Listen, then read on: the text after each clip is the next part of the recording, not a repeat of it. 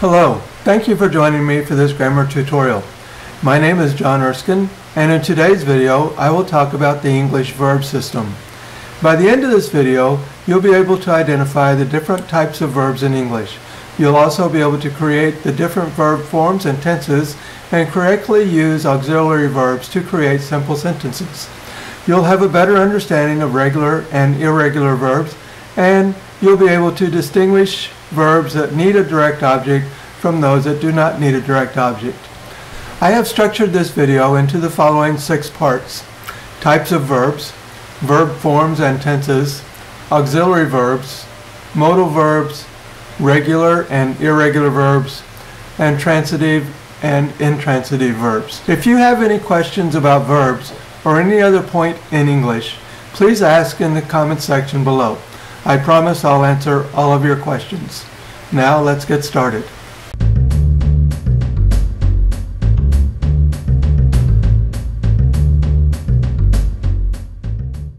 Let's begin with this question.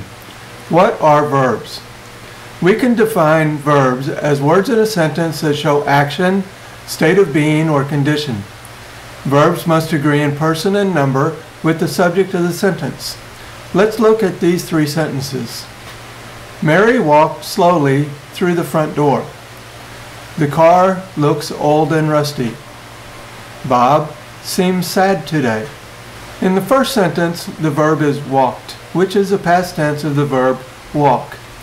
It tells us Mary is moving. It shows action. In the second sentence, looks tells us the condition of the car. It's old and rusty. And in the third sentence, seems tells us the state of being of Bob. He's sad. In the second and third sentence, the verbs end in an S because they have to agree with a singular subject, and singular verbs end in S. Verbs that are used to show condition or state of being are also called linking verbs. Linking verbs link the subject of the sentence to adjectives, nouns, or pronouns that help identify the subject. Looks links the subject car to the adjectives old and rusty. Seems links the subject Bob with the adjective sad. The most common linking verb in English is the to be verb, which includes all of its forms: am, is, are, was, and were. Other common linking verbs are look, hear, taste, smell, see, feel, sound, and appear. There are 6 basic forms of English verbs. These forms are used to construct all of the tenses used in English. The forms are base form, infinitive, past, past participle, present participle, and gerund. Verb tense is used to convey time in a sentence. Tense allows you to place an action or state of being in the present, past, or future. Tense also helps you talk about intentions and what could, would, or should have happened. There are several tenses in the English language, and knowing which tense to use is important in order for you to convey the proper intentions and actions clearly. The verbs used with the past and present participle are known as auxiliary verbs. They are also known as helping verbs. These verbs help to signal a change in the tense and voice of the main verb. You probably already know these verbs. They are the to be verb, can, could, do, have, will, should, would, must, and ought. The to be verb is used as an auxiliary verb to form the progressive tense. Am, is, and are form the present progressive, while was and were are used to form the past progressive, and be plus will are used to form the future progressive. Can is used to talk about ability. I can speak English. I can't speak Russian. In the past tense, I could go to the mall. I couldn't go to the theater. Can is also used to ask permission, as in, can I borrow your book? The verb do is usually used in questions and negative sentences. However, it can also be used in a positive sentence to emphasize a point. In normal use as a question, do is used to gather information. For example, do you go to school here? The normal response could be either yes or no. But the speaker may wish to emphasize the point by using do in the answer.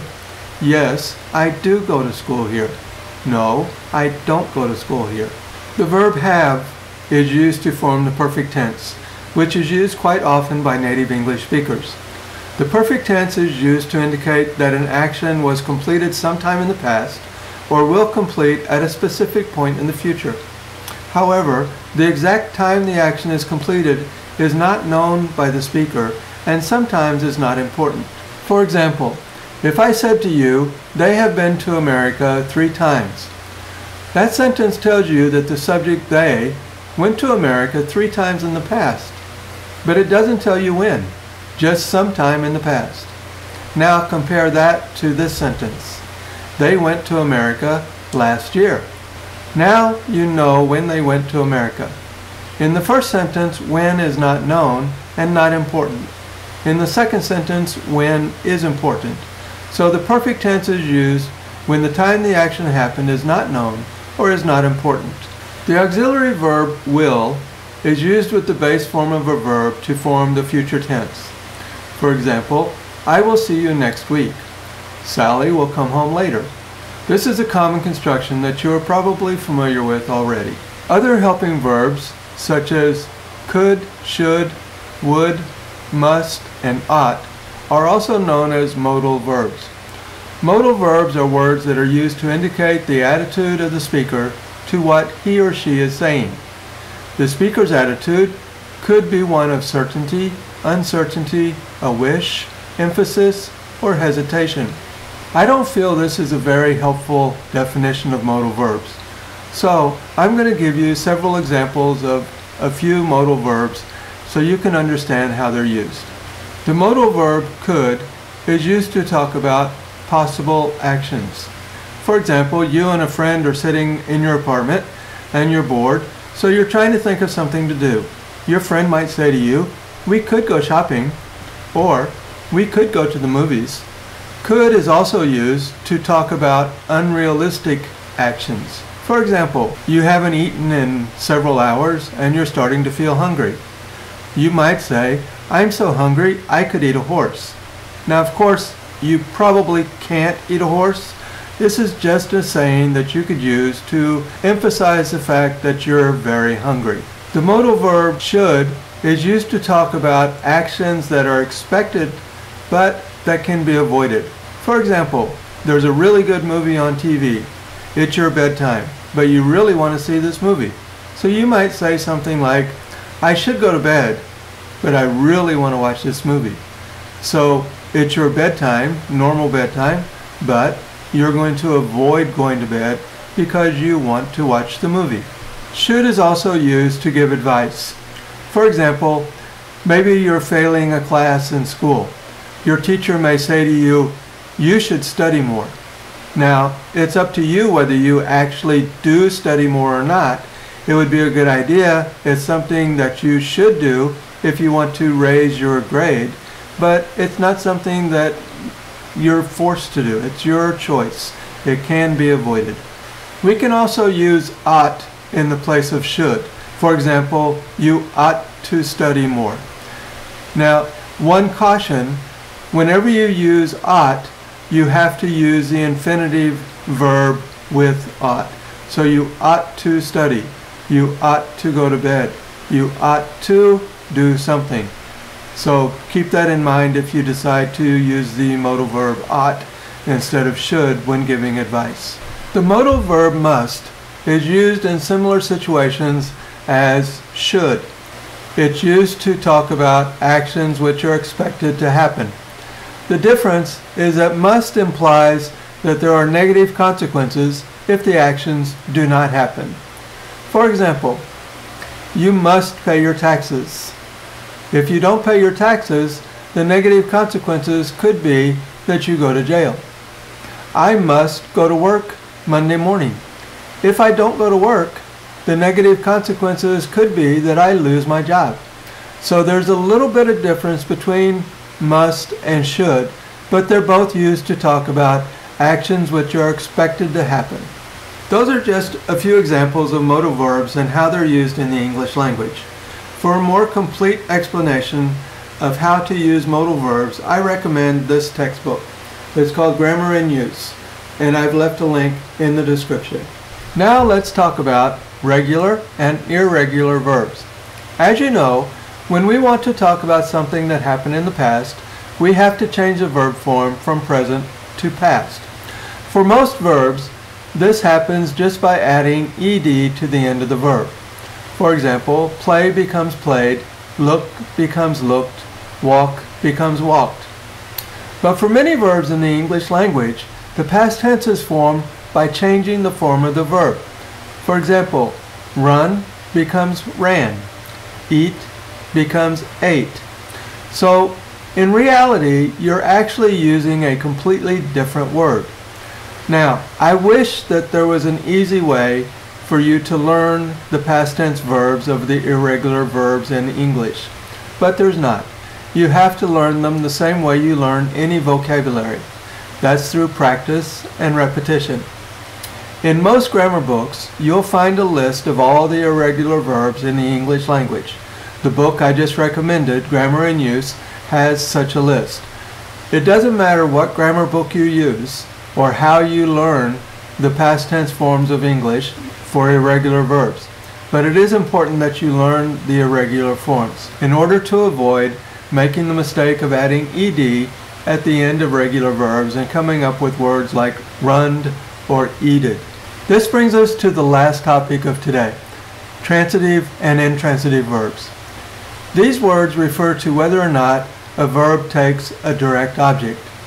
What is a direct object? Let's look at a sentence. Mary made cookies for the party. In the sentence, Mary is the subject who is doing the action of the verb made. What did Mary make? She made cookies. Cookies is a direct object of the verb made.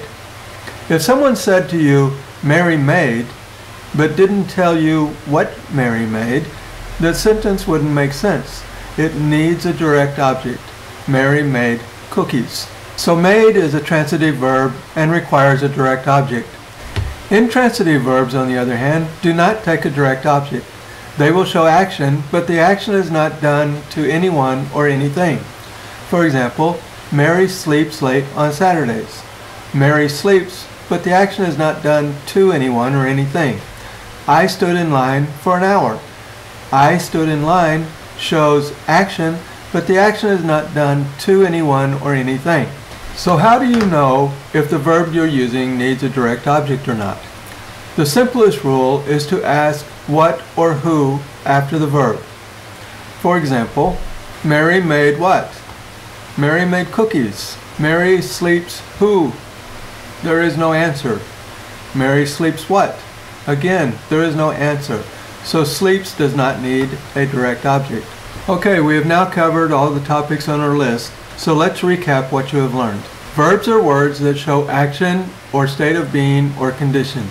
Verbs must agree in person and number with the subject of the sentence. Verbs that are used to show state of being or condition are also known as linking verbs. There are 6 forms of a verb, and those 6 forms are the basis for all the tenses used in English. The forms are base form, infinitive, past, past participle, present participle, and gerund. The tenses in English are present tense, past tense, future tense, progressive tense, and perfect tense. Tenses help us place actions or state of being in a particular time in a sentence. Auxiliary verbs, also known as helping verbs, help to signal a change in tense and voice of the main verb. The perfect tense is used to indicate that an action was completed sometime in the past or will be completed sometime in the future. However, the exact time the action is completed is not known by the speaker.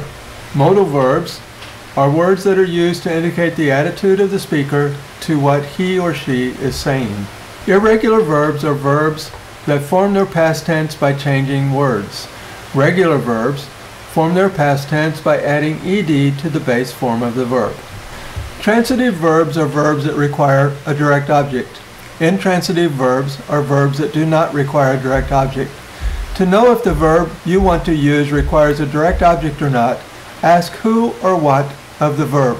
I hope this video has been helpful to you. I have left links to a couple of textbooks that I feel are really good in the description below. I've also left a link to my website, John's ESL Community, in the description. Please check it out. If you have any questions, ask them in the comment section below. I promise I will answer all of your questions. If you like this video, hit the like button below and share it with your friends and classmates. If you're not a subscriber, hit the logo that you should see on your screen now and become a subscriber, and let me help you improve your English. And as always, thanks for watching.